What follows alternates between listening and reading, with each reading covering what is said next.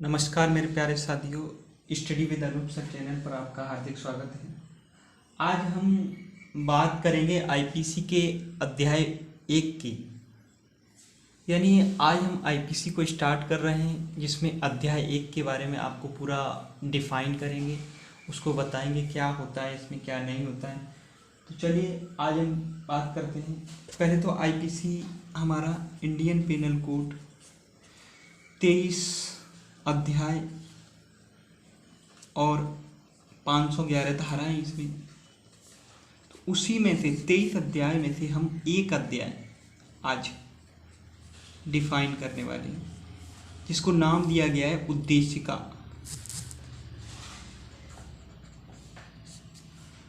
उद्देशिका इसमें 1 से लेकर 5 धाराएं हैं। तो आइए हम धारा फर्स्ट देख लेते हैं।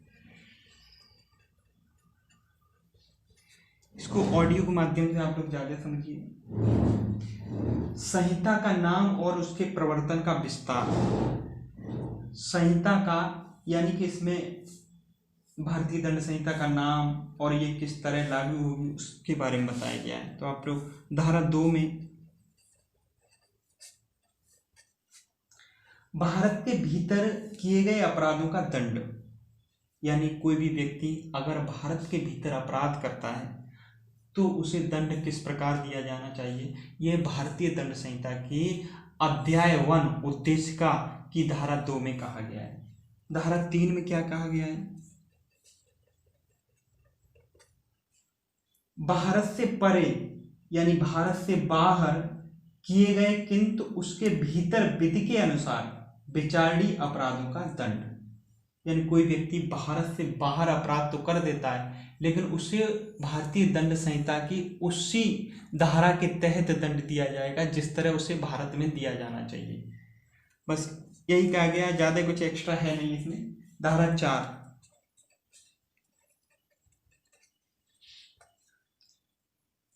राज्य क्षेत्राधीन अपराधों का संहिता पर विस्तार, यानी राज्य के अंतर्गत जो कोई व्यक्ति अपराध करता है उसको भारतीय दंड संहिता उस पर कैसे लागू होती है। तो नंबर 1, इसमें 2 भाग हैं। नंबर 1, भारत के बाहर परे किसी स्थान में भारत के किसी नागरिक द्वारा, यानी भारत के बाहर कोई व्यक्ति किसी स्थान पर भारत के नागरिक द्वारा कोई अपराध करता है तो धारा 4 के अधीन आता है। नंबर 2 में क्या कहा गया है? भारत से परे।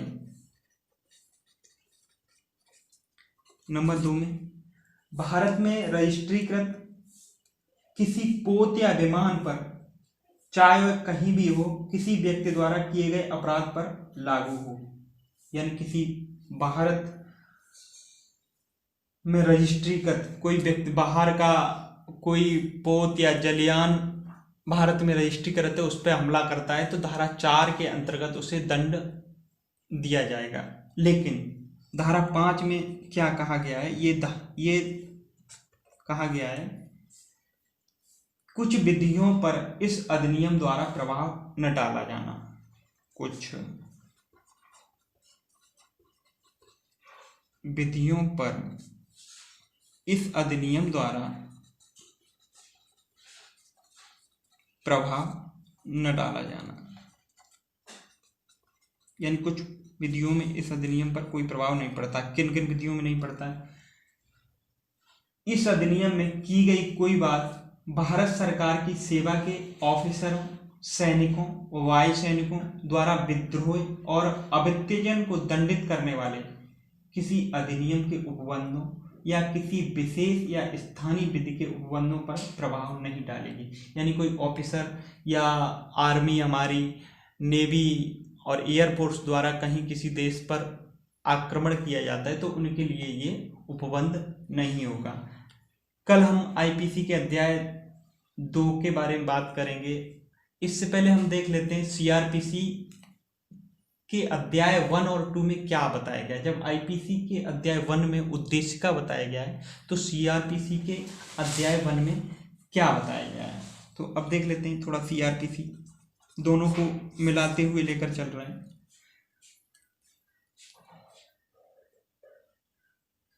सीआरपीसी हम लोग जानते हैं 1973 और 1974 में ये लागू हुई संपूर्ण भारत पर, यानी तब जम्मू कश्मीर को छोड़कर।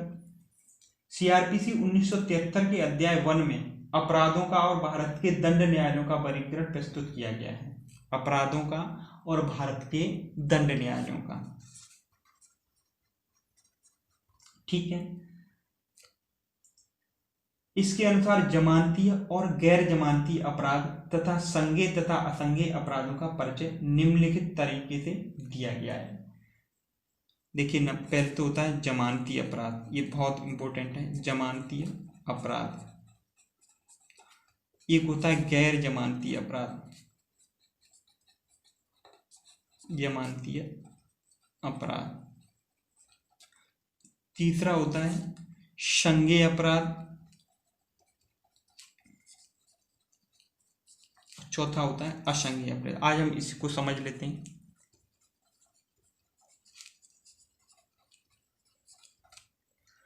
तो जमानती अपराध क्या होते हैं?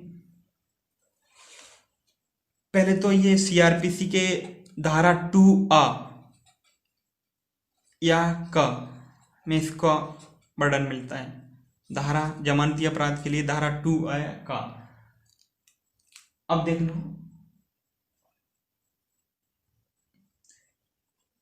दंड प्रक्रिया संहिता की धारा 2 का या 2A के अनुसार जमानती अपराध से अभिप्राय ऐसे अपराध से है, नंबर 1, जो दंड प्रक्रिया संहिता की प्रथम अनुसूची में जमानती अपराध के रूप में दर्शाया गया हो, यानी दंड प्रक्रिया संहिता की प्रथम अनुसूची में जमानती अपराध के रूप में दर्शाया गया हो। नंबर 2, जो तत्समय प्रवृत्त किसी अन्य विधि के द्वारा जमानती अपराध घोषित किया गया है। नंबर 3, जो अजमानती अपराध से भिन्न कोई अपराध हो। ये जमानती अपराध होते हैं सीआरपीसी में, बहुत इंपॉर्टेंट चैप्टर है। अब नंबर 2, गैर जमानती अपराध। तो गैर जमानती अपराध में क्या है? दंड प्रक्रिया संहिता में गैर जमानती अपराध की परिभाषा नहीं है। और सीधी सी बात, जमानती अपराध हम लोग समझ गए तो गैर जमानती अपराध तुरंत समझाएंगे। ऐसा अपराध जो जमानती नहीं है या जिसे सीआरपीसी की प्रथम अनुसूची में अजमानती अपराध के रूप में दर्ज किया गया है, अजमानती या गैर जमानती अपराध कहलाता है। बस सीधी सी परिभाषा, जैसे चोरी, हत्या, व्यपहरण, अपहरण। अब नंबर 3 बात आती है संज्ञेय अपराध। संज्ञेय अपराध क्या होते हैं? ऐसे अपराध जिनमें पुलिस अपराधी को बिना सम्मन के, बिना वारंट के उसके घर जाकर गिरफ्तार कर सकती है। संज्ञेय अपराध के, यानी पुलिस और किसी अपराधी के खिलाफ सम्मन जारी नहीं हुए हैं और पुलिस को लग रहा है कि ये बहुत बड़ा अपराधी है तो उसे गिरफ्तार कर सकती है। असंज्ञेय अपराध क्या है? ठीक उसका उल्टा होता है, सम्मन भेजकर गिरफ्तार करती है, वारंट के द्वारा गिरफ्तार करती है। आज मैंने सीआरपीसी और आईपीसी के बारे में अध्याय 1 और 2 डिफाइन करने की कोशिश की। अगर आप मेरा वीडियो हर दिन अच्छी तरह से लाइव क्लास चाहते हैं तो आप 1000 सब्सक्राइब कर दो, जिससे मैं लाइव क्लास ले लूँगा। एक एक धारा का डिफाइन बहुत बेहतर तरीके से करूँगा। Please share and subscribe. Thanks.